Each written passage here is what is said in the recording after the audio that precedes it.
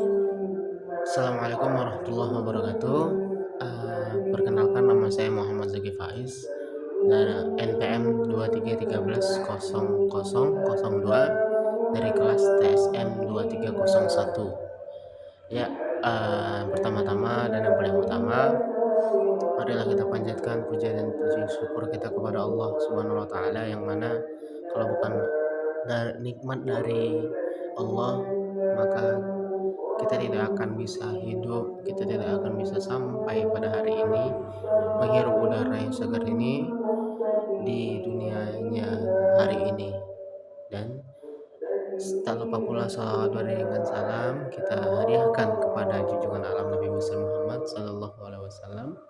Allahumma sholli ala sayyidina Muhammad, yang mana syafaat dari Nabi Muhammad lah yang kita harapkan yaumul akhir kelak, dan semoga kita menjadi orang-orang yang dapat kan syafaat dari Nabi Muhammad Sallallahu Alaihi Wasallam. Amin amin ya rabbal alamin. Ya, baik. Di sini saya akan mempresentasikan tentang earworm seperti yang sudah disampaikan oleh Bapak Abdul Sani, bahwasanya untuk yang akhiran NPM-nya 2 atau 3, maka presentasinya itu tentang membawa topik earworm. Baik, pertama-tama saya jelaskan dulu apa itu earworm. Saya akan jelaskan apa itu pengertian dari earworm. Jadi yang dimaksud dengan earworm adalah, atau electronic worm, itu adalah singkatan dari electronic worm, adalah jenis malware atau perangkat lunak yang berbahaya yang mampu menyebar sendiri secara otomatis melalui jaringan komputer tanpa memerlukan campur tangan pengguna. Jadi earworm ini seperti malware, seperti virus yang lain. Bedanya dia tidak dia bisa dilakukan secara otomatis melalui jaringan komputer tanpa dikendalikan secara manual. Berbeda dengan virus biasa, earworm ini tidak perlu menempel pada file lain, lalu tidak membutuhkan user untuk mengklik atau menjalankan file. Lalu yang membuat earworm ini beda daripada virus yang lain, menyebar melalui celah keamanan jaringan atau sistem. Jadi earworm ini dia seperti virus yang kalau sudah menempel dia akan bekerja sendiri, berkembang sendiri, sama seperti virus yang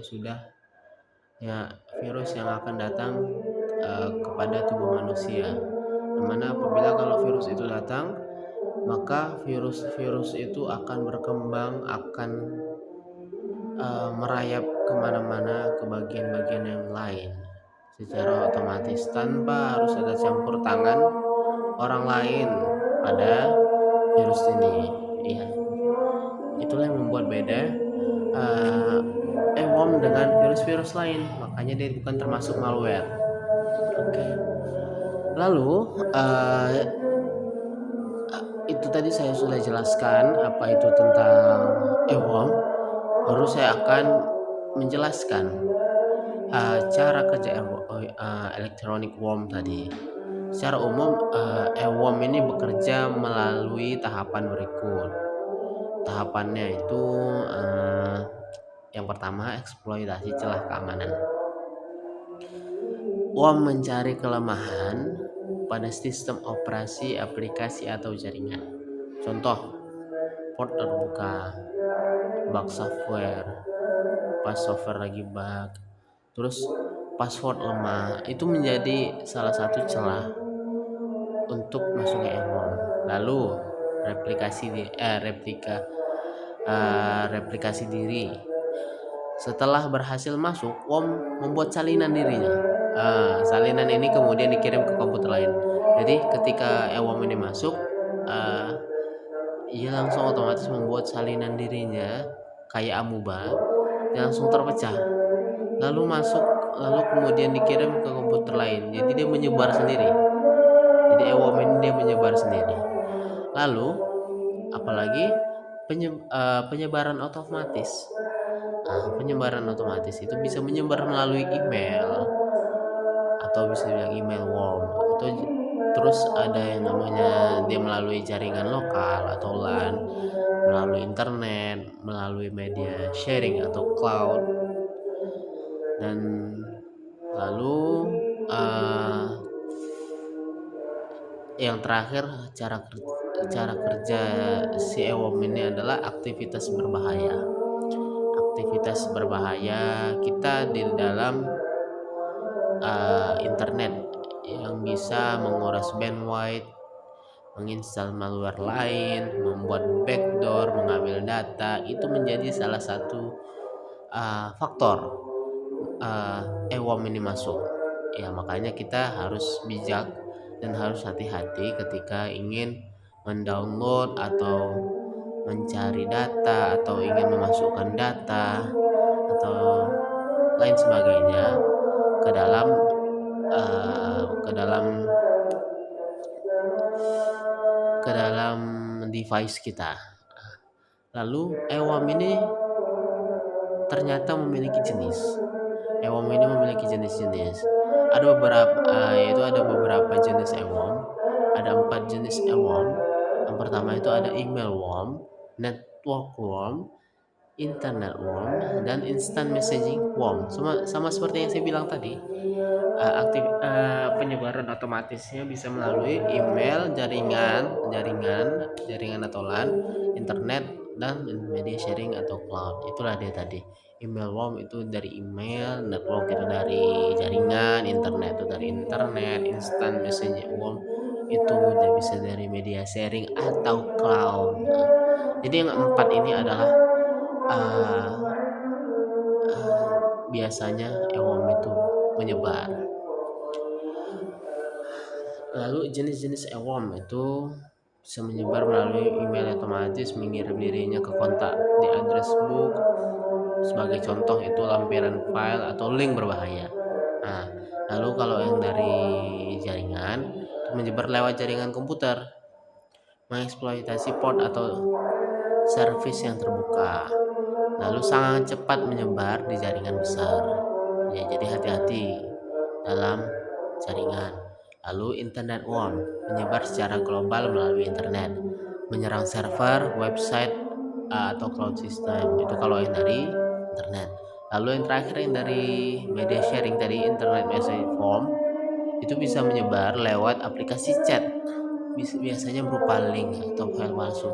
Maka sudah sangat dihimbau kepada kita semua untuk sangat berhati-hati kepada link-link yang dikirim oleh orang-orang mana, walaupun dia orang yang kita kenal. Bisa jadi dia menyampaikan link yang didapatnya dari orang asing juga, link yang dia tidak tahu bahwasanya di dalam itu ada malware atau ada eworm di dalamnya. Maka untuk menjaga data kita, device kita, dan yang paling penting itu data kita, itu salah satunya untuk bijak dan untuk pandai-pandai menggunakan media sosial, menggunakan teknologi informasi yang kita punya. Lalu dampak dan bahayanya dari eworm ini apa sih? Dampak dan bahayanya eworm ini dapat menyebabkan banyak hal.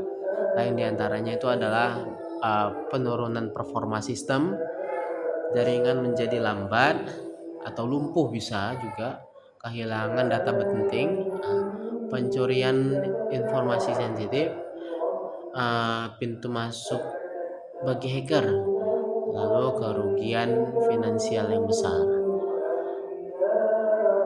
Itu masih dalam skala kecil. Kalau dalam skala besar eworm ini bisa juga dampaknya itu juga banyak. Bisa jadi gangguan layanan publik, itu kalau dalam skala besar, dalam cakupannya yang besar. Lalu serangan massal atau biasa kita sebut botnet. Lalu apalagi kerusakan infrastruktur digital. Itu kalau dalam skala besar dampak dan bahayanya dari eworm tadi. Lalu ada juga beberapa contoh EWOM yang terkenal. Jadi EWOM ini juga ada namanya. Beberapa contoh EWOM terkenal dalam sejarah teknologi komputer. Ada yang namanya I love you WOM. I love you-nya itu disambung semua dengan tulisan besar, baru WOM-nya itu tulisan biasa. Buka kurung 2000. Menyebar melalui email menyebabkan kerugian miliaran dolar. Lalu ada Configure Worm, menyerang sistem Windows melalui celah keamanan. Lalu ada namanya WannaCry, penulisannya WannaCry atau gabungan worm dan ransomware. Nah, jadi ini gabungan worm dan ransomware menyebar secara otomatis dan menginskripsi data korban. Nah, itu saking bahayanya dan saking perlunya kita berhati-hati terhadap EWOM ini. Lalu bagaimana cara mencegahnya?